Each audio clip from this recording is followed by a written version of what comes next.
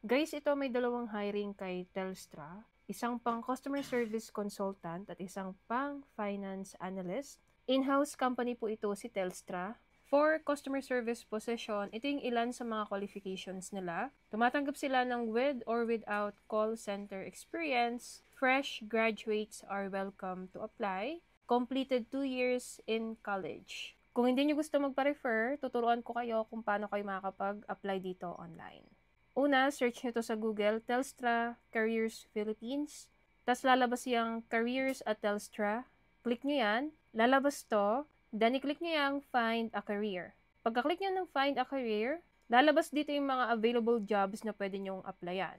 Pero para lumabas yung sa Metro Manila or Philippines, i-click nyo yung Refine Your Search. Pagka-click nyo ng Refine Your Search, lalabas to. Diyan sa location, i-type nyo yung Metro Manila. Tapos, i-click nyo rin yung Metro Manila at lalabas na tong dalawang hiring kay Telstra Philippines. Kung meron mang mga taga-Telstra dito na pwedeng mag-refer, pwede po kayong mag-comment.